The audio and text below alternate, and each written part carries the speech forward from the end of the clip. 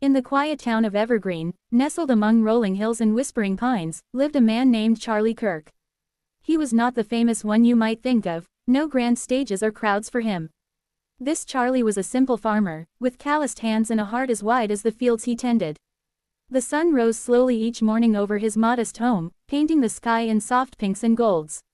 Charlie would sit on his porch, sipping black coffee, watching the world wake up. His wife, Elena, would join him, her gentle smile a constant in his life. Elena had come from far away, with a name that carried echoes of distant lands, but she had made this place her own. They had met young, built a life together, one filled with the rhythm of seasons, the laughter of children now grown, and the quiet comfort of shared silences. Charlie was 68 now, his steps a bit slower, his back a little bent from years of hard work. But his eyes still sparkled with that same quiet determination.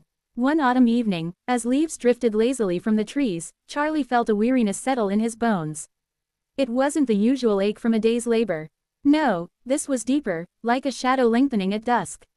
He sat by the fire, staring into the flames that danced softly, casting warm glows on the wooden walls. Elena noticed right away. "What's troubling you, love?" she asked, her voice as calm as a still pond. Charlie turned to her, his face lined with the stories of their years. "I've been thinking, Elena. About the farm, the kids, about everything we've built." He paused, the crackle of the fire filling the space. "It's been a good life. Full, but lately, I feel like I'm ready. Ready to let go, if that's what comes." Elena reached for his hand, her fingers intertwining with his. She didn't gasp or protest, she had always known him too well for that. The problem was relatable, one many couples faced in the twilight of their days, the slow realization that time was finite, that bodies tired, and souls yearned for peace. Charlie wasn't ill, not yet, but the doctor had mentioned his heart wasn't as strong as before.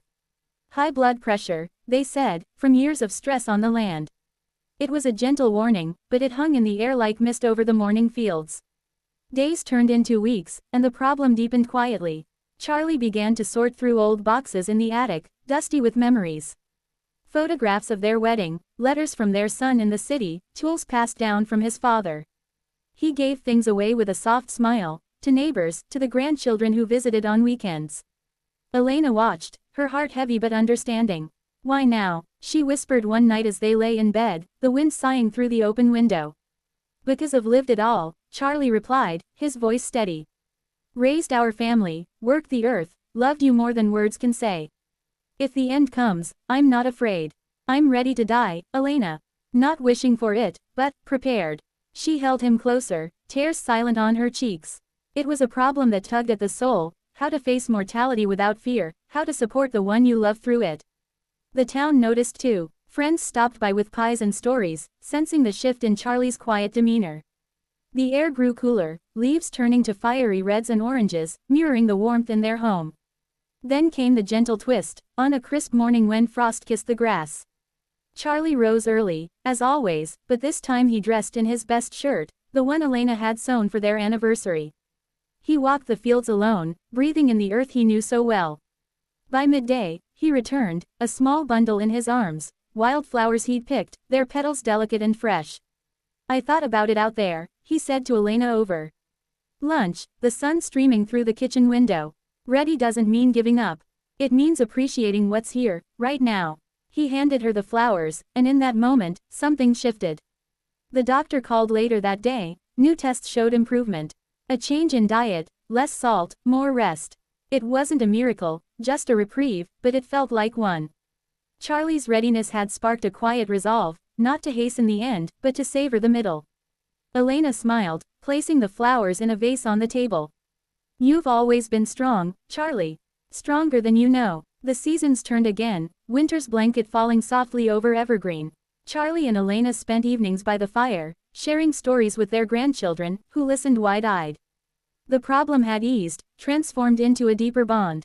Charlie's words lingered, but now they brought comfort, not sorrow. He tended the farm with renewed care, planting seeds for spring, knowing not every harvest was his to see. In the end, years later, when Charlie did pass, peacefully, in his sleep, with Elena by his side, she spoke of it to those who came to mourn.